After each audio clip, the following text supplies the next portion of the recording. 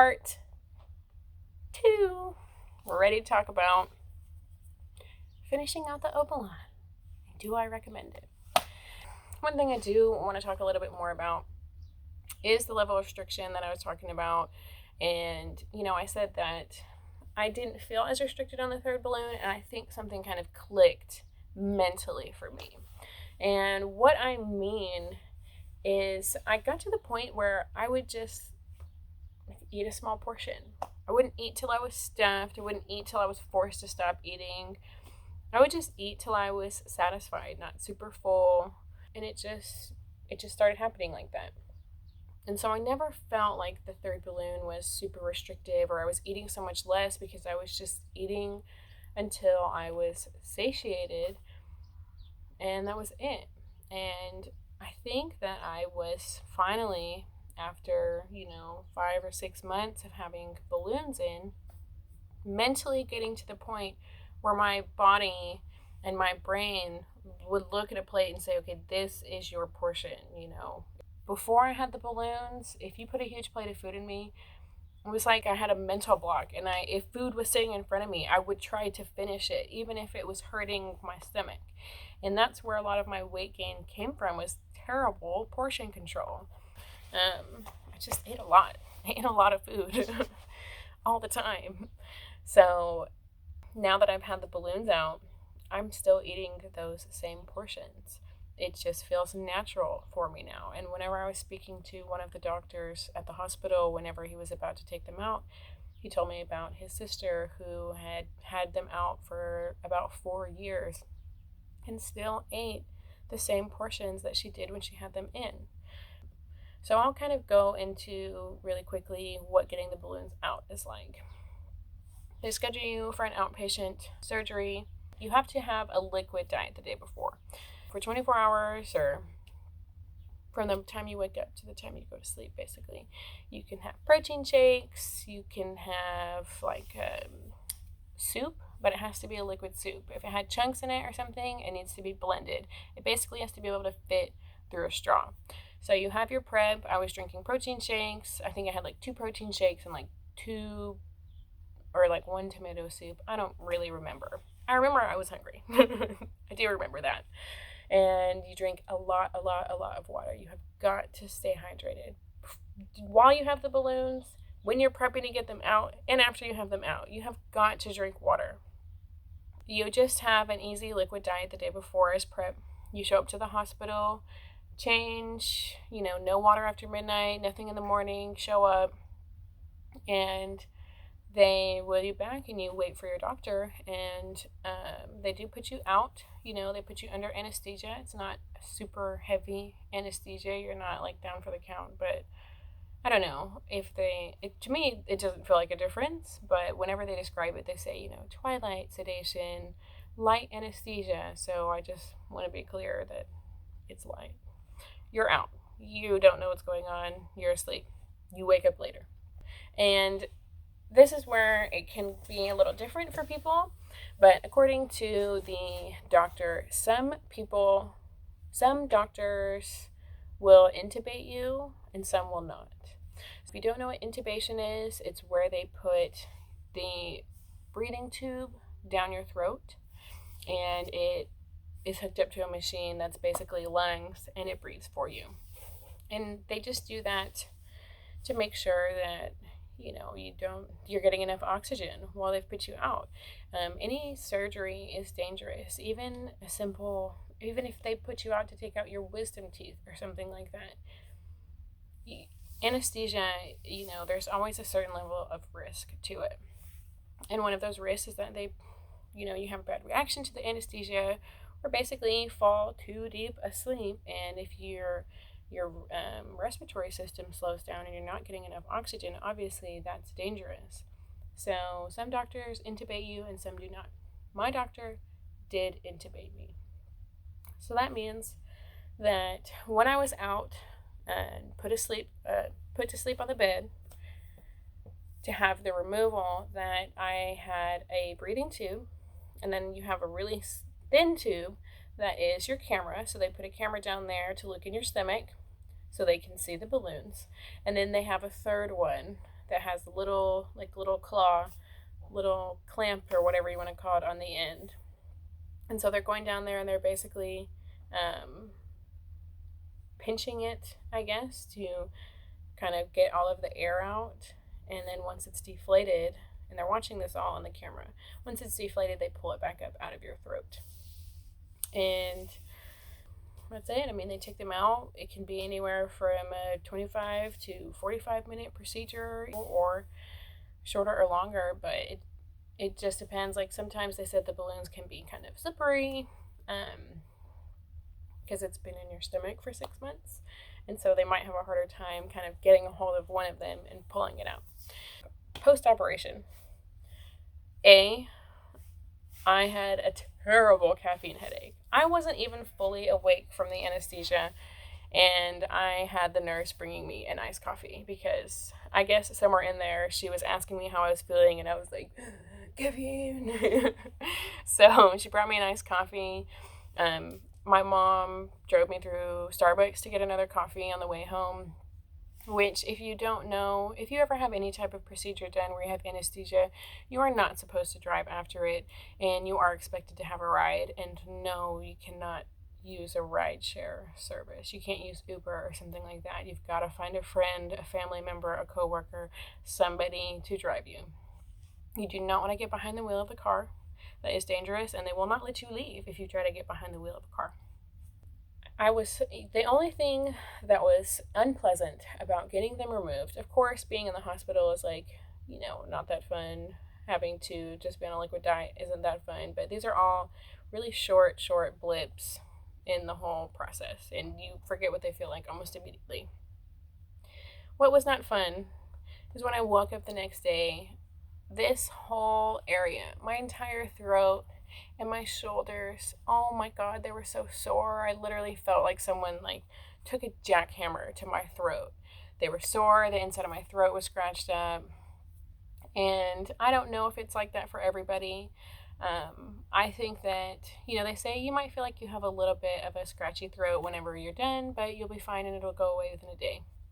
My throat was sore for about 4 days. And I think maybe they were having a hard time getting one of them out, and they were kind of moving around a lot. And, with 3 different things in your throat, with the breathing tube, camera, and then the little clamp, that's a lot. And then to pull something out. So basically, either they manhandled me on the table, or that's normal. And they try to act like it's not going to hurt that much whenever you get them out the next day. It's not debilitating pain. It's not like I couldn't eat, do anything like that. But I did take off the next day, and I mostly just was sore. I took some ibuprofen, and that's about it. As far as my diet, after the OBALON, I was starving. I will say that. I was starving for the first few days, maybe close to a week after the balloon. What I did in that time, however, was drink a lot of water and eat a lot of healthy things. So I was drinking protein shakes, and I would eat some protein bars, and I would have, a piece of beef jerky or something like that. So if I was going to eat continuously, I was at least eating good stuff. And when I say week, that's wrong. It was probably only for 3 or 4 days that I felt just super hungry, more than normal, and felt like I couldn't get full. After that, things have totally gone back to normal with the balloons. I don't mean normal before the balloons. I mean, I eat the same sizes that I ate when I had the balloons in. It's not a conscious decision. It's just, that's the point I get full. And now, to explain a difference, for example, prior to the balloons, if I cooked dinner for me and my husband, it would be 2 large chicken breasts and maybe a pasta side and 1 or 2 2 zucchinis chopped up. Basically, it was 2 of everything. It was 1 of these items per plate. So 1 chicken breast for me, 1 chicken breast for you. 1 zucchini for me, 1 zucchini for you. Half a box of mac and cheese for me, half a box of mac and cheese for you. And that is too much food. Now, I will take 1 chicken breast, one zucchini, and half a box of macaroni, and that is what gets split between the plates. So I'm eating half a chicken breast, which is typically closer to that 3 ounce protein amount that is recommended to you anyways. So like, I don't need as much food to get full. My husband, he just snacks more later. Ladies, if you're worried about, well, so and so in my family doesn't want to, they need more food or they don't want to eat the same. Well, if you're cooking it, then they can appreciate what you have cooked for them and put on their plate. You put it on their plate and they're welcome to eat it. If they want to feed themselves more later, whatever junk they have in the cabinet, that's their choice. But if you're cooking it and you don't want to be a part, or it's hard for you to, control yourself in front of a temptation, and, they're wanting you to, I don't know, add all kinds of crazy stuff to the meal, or they don't want to eat just protein and vegetables, fine. You can go cook for yourself, Obviously, children are different, but if it comes to your boyfriend or your husband not wanting to eat what you cook, well, he can feed himself. So also, I'm going to show what I've lost. So when I started, I was 180 pounds. I am down to, when I weighed myself this morning, I was 165. I think, and this is kind of getting into would I recommend this to others? My answer is yes, I would. Some people have told me, well, that's an expensive 15 pounds. And while, yes, I do agree that it's an expensive 15 pounds, it also afforded me the opportunity to have a recommendation to go to a GI specialist, which when, maybe a whole lot didn't come out of that as far as I wasn't diagnosed with something, but that's a good thing. It did answer a lot of questions for me, and there were some tests that they ran that I've always wondered, and so I've got the answer to those now. And it's hard to just walk in somewhere and say, oh, I want a recommendation to this doctor. That's not really how it works. Maybe for some, but I've not ever had that opportunity. And also in the age that I'm at, it's difficult for me to get doctors to listen to me. Doctors look at me and say, you're young, you're healthy, there's, nothing's wrong with you. Eat more vegetables. And that's just my own battle, I guess. But it allowed me to kind of speak very openly, get comfortable speaking very openly with a dietitian, with a GI specialist, with a bariatric doctor about what my struggles were, what my concerns were, showing them enlightening me with different techniques and tricks and stuff to try. I like talking to my dietitian. I think that she has good things to say. I think that she's helped me. And I'm enjoying the fact that even now that I have the balloons out, I still get 6 months of talking with her, because this is supposed to be a lifestyle change. The balloons aren't supposed to fix everything for you. I would like to lose more weight still. I would like to tone up more. But those things take time.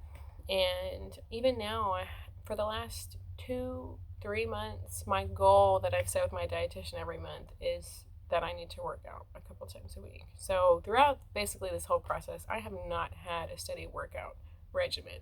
And I've still lost 15 pounds. So I think that if I had worked out more, I would have lost more. And I think that if I start working out now, I will lose more. And finally, last week, something clicked, and I woke up and I was like, I'm tired of making this a goal and having to make it a goal every month. I want it to be a reality. And basically, for the last week and a half, I have gotten up every other day and struggled through a crappy workout that I don't want to do. But every day I feel a little bit better about it and a little bit more motivated to just get up and do it. And so I think that I'm on the right track. So I would recommend it for those reasons. I do think it helps you lose weight, and I think that the support system that you build around you is one of the most beneficial things that comes out of it. And I think, honestly, one of the biggest benefits that you can take away from it, or that hopefully you get from it, is having that mental change in your brain about what your portion sizes are. Because I will say that I eat bread, cake, pasta, cookies sometimes. I don't eat a ton of sweets.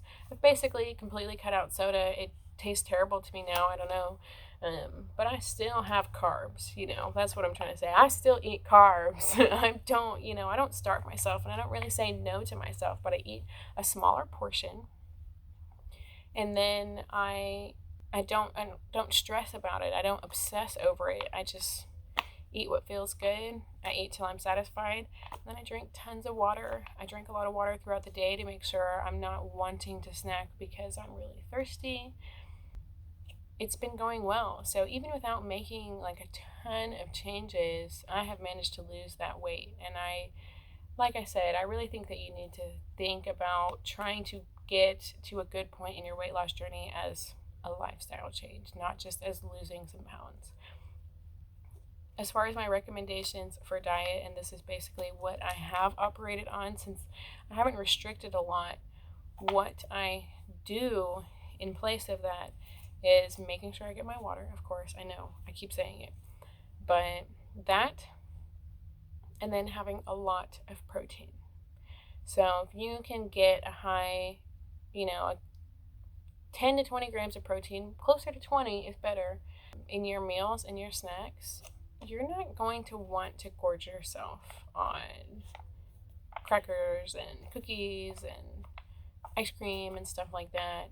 So like in the mornings, I'll have a protein shake, an ice in a cup, protein shake, coffee.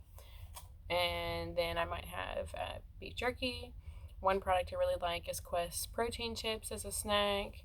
And then for lunch, a salad with some chicken or some type of protein, once again. Maybe for another snack, I'll just have like a piece of fruit or some chips or something like that, like crackers. Maybe crackers with hummus, Anyways, I'm getting off on a tangent, but I try to have a lot of protein, and it helps keep me full throughout the day, as well as drinking a lot of water. And I do that in place of being super restrictive, and so I have not felt like I have been missing out on anything this whole time. And that's the main takeaway that I want you to have. Yes, I would recommend it. I think it's a lifestyle change. I think that getting your portion size under control is absolutely key to being healthy and happy and not feeling like you are restricting or starving yourself. And I think it's really, really good to be able to build a support system around you. And yeah, so those are my recommendations. I definitely would recommend the OBALON. I think that it was a good experience. I know there are some people who think I should have came back looking like a Victoria's Secret model or something, and I don't, but I'm fine with that. I'm happy with that. I am confident where I'm at now, and I'm enjoying just feeling healthy and working out and feeling my body getting stronger and just not stressing about it all the time. So anyways, I hope this video has helped you guys. If there's anything I missed that you want to know about, just let me know. If you have any questions about the OBALON, feel free to comment, or if I get a lot of the same question, then I can make a video responding to them, or whatever. Anyways, I hope this has helped you guys. I hope to produce some more fun content in the future and just be able to talk to you guys more now that everything has kind of calmed down in my life. It's me, obviously. The weather has dropped suddenly. I don't know if it's dropped where you are, but we went from having 80-degree days to it being about 40 degrees right now. But that's just crazy Texas weather. Anyways, I realized whenever I was filming that last video that I forgot one of the recommendations that I wanted to give you. I talked a little bit about how I've had a really hard time getting into a workout regimen, especially with how cold it's been, when it gets dark early and stuff like that. So I will say, if you find yourself to be that kind of person and you find it difficult to get to work out already, to feel motivated, and the cold does not help, then please, if you're going to get the OBALON, try to schedule it so that you're spending those 6 months with the balloons in the summertime, or when it's warmer, maybe starting after the holidays and getting into the spring, so that it's easier for you to feel motivated to work out. It's a recommendation that I think would be a helpful tip, and something that I maybe wish I had thought about before I got the balloons. Well, thank you guys again for listening to my story. I hope that this has been helpful to those of you who want to learn about OBALON who are interested. And please reach out to me if there's more you want to know or some things I didn't cover. All right, bye.